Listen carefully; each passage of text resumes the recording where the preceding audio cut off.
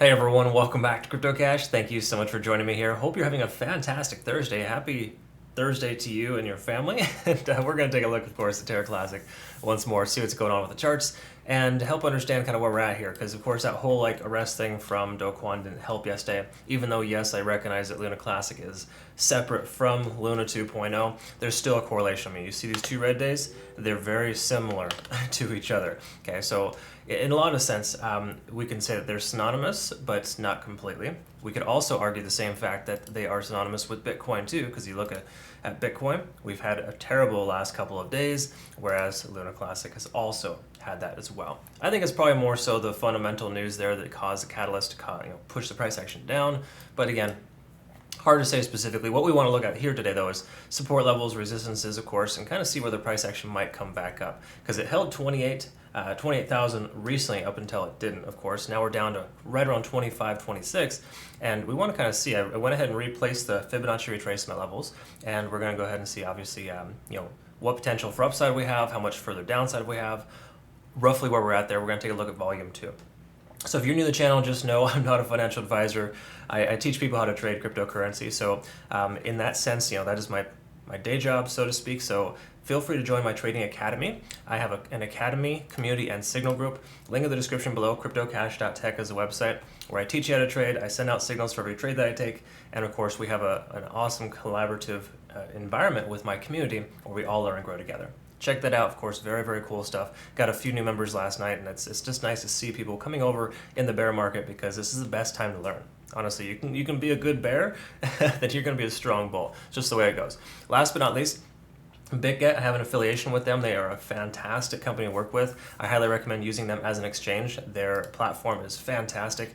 It's super smooth. It's even better than ByBit rather. I was using ByBit before, and honestly, I love this a lot more. There's also a nice little bonus, of course, if you use the link.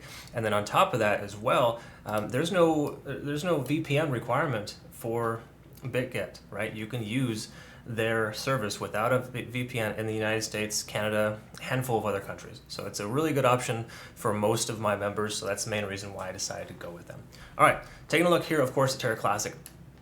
Here's the big picture. We know it sucks, right? We've had a decent correction, and if you consider the large picture, almost 60% in the last 7-8 trading days. Okay, so obviously that's not great. We've got a 30% correction in the last 24 hours.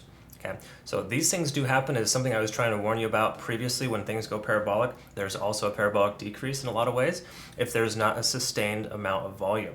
And if you can see here, we had a diminished volume here with a couple of doji candles, and the price action continued lower.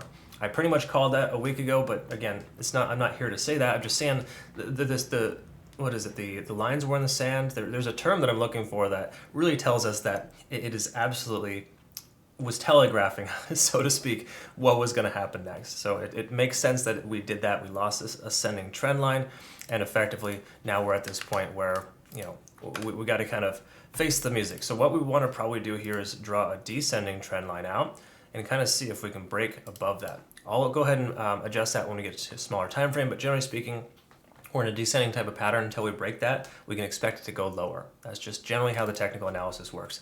Same thing when it comes to RSI. We tentatively lost 50 on the RSI, and I say tentative because today hasn't closed yet. And that's all well and good that it hasn't closed. That's actually perfectly fine. But generally speaking, unless the candlestick can close a little bit higher than where it's at presently, then we're going to be below 50, and that would be disadvantageous. That would essentially put us into a bearish type of short-term play on the daily. Okay, and oftentimes you want to stay above 50 on the RSI on the daily. Of all the indicators, you want to stay above that, because you can see here it just kind of treaded water here the whole entire time at 50 on the RSI. Then of course it broke above, used 70 on the RSI as a support level. Now it's testing 50 on the support. So it's important for that to hold. That's a big deal, and we want to see a closure today above 25,000. That'd be very important. MACD is, of course, diverging. No surprise there. Let's see if the moving averages are going to help us at all. We got the 50 coming up, which is absolutely a very positive indication. Tells us if we do actually break below this trend here, we could very well see some range-bound activity bouncing off of 50 on the RSI.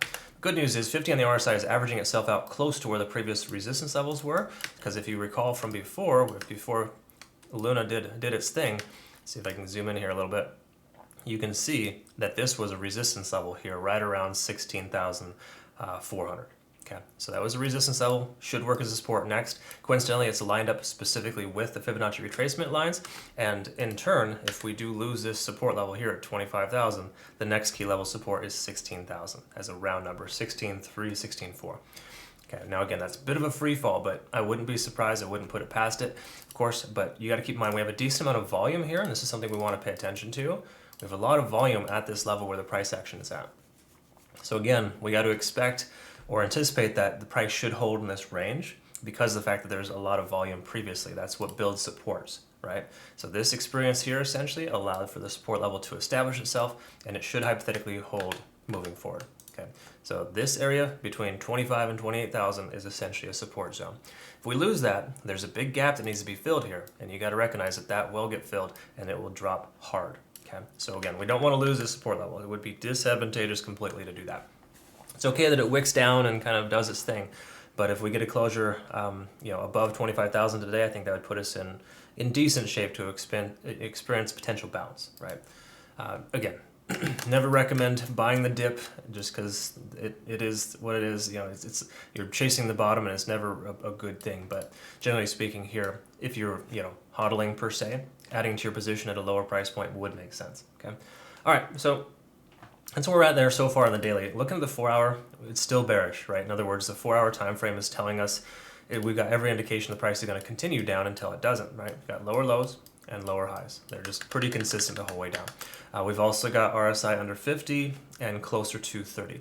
Now, hypothetically, we could see a bounce. A lot of times when you see 30 on the RSI, you see a nice little bounce there. So just keep in mind we could see the price action come back here, but it's not something to bank on. It's definitely not something to take a long position trade with. Same thing with the MACD. We are losing these oscillators. It's essentially starting to dissipate. So in turn, we can see the momentum shifting. But with the RSI essentially drawing dead and the price action coming lower, this is typically a bearish type of divergence, and it's not a great sign. Okay, so again, something to consider. Big picture, not great. The 1 hour, we'll see what it tells us, but the 4 hour is not looking good. So in other words, the midterm is still potentially bearish. So what we want to do is identify in the 1 hour how much potential we have of recovery. Is it overexhausted? What's the deal? So let's take a quick look at that. Let's start with TD sequential. We are somewhat overexhausted. So if we take a look here previously, we came down to a 9, got a reset and went sideways. I think I covered it somewhere in this range yesterday, and it was still doing average. We expected it to bounce right off that 29,000 range. Did essentially lose that support level, so we got to keep in mind 28,000 could be resistance now, and the price action, albeit overextended at an 8 right now, should essentially bounce back and recover. Again, hypothetically, it doesn't always work that way though, so you got to keep in mind, just because it's overexhausted does not mean it's going to continue upwards. A lot of times it goes sideways and down again, which is what happened. So that being said, this being a second potential 9 on TD sequential, that does imply that we might see a reversal based on the fact that it's the second 9 in a row. In other words, we didn't just go 9 hours into this continuation, we went 18 hours, or honestly more like 24 to 36 hours because it continued sideways and down. But generally speaking, it keeps hitting these overexhaustive states and then going sideways. There's a point in which the price action will no longer continue to do that, and it'll turn itself around. I would speculate that right at 25,000 being a key level support from previous with that ascending wedge pattern breakout and the exceeding amount of volume at this level, I speculate we're going to see the price action go higher from here. Again, no guarantees, but absolutely something that's possible. Okay, so again, that's a good sign there in that sense that it's the reverse overextension. We can also verify that sometimes with Bollinger Bands. You can see the price action is getting a bit on the outside of the standard deviation. Furthermore, too, I like to look at volume weighted average price too, because when volume starts to dissipate, you'll see these things start to contract a little more. And as you can see, previously it started to go kind of haywire, which was obviously good. And in this sense here, these lines are a little closer to each other. So this really just tells us that the price action is below the volume weighted average price. Right now, based on volume, the price should be 27,000, but it's actually 25,600. So again, that's just something kind of in big picture, add to your portfolio, kind of think about. Are we on the right side of the tracks? We're still on the bearish side of things. We're below 50 on the RSI, on the 4 hour, and of course on the daily. We are testing that level too. Again, we got some key level supports that are potentially going to hold, but if we do lose 25,000, you can expect right around the 16,400 range to possibly be tested. So just be prepared for that, be mindful.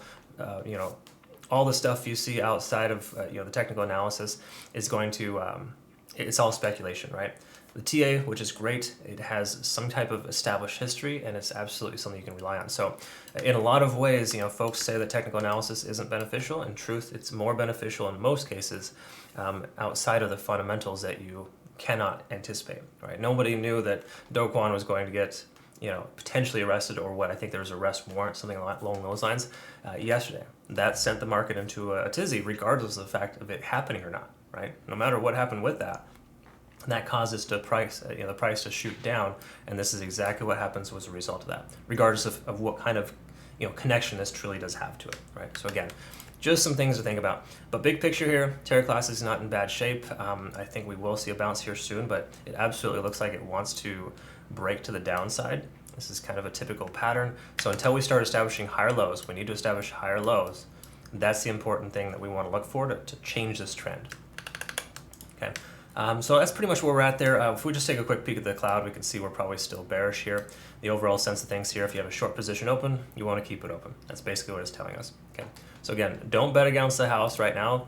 For right now, the bears are in control. We got to recognize that until they break this descending trend line. We got to kind of expect it to continue lower. All right. Cool. So that's kind of where we're at there. Hopefully this made sense and I described this correctly. Again, if you want to become a better trader, cryptocash.tech is the website. I have a trading academy, community, and signal group. And obviously, make sure you become a member over here with BitGet. Use this link to get that sign-up bonus. And of course, make sure that you are using proper risk management and risk tolerance. Those are things that I teach in my trading academy. Be sure to use that. Be safe with leverage, of course. But it's nice to be able to use leverage in the United States without a KYC. It's a really cool benefit. All right, thanks again for joining me here. Hope you have a great rest of your day. We'll see you in the next one. Take care.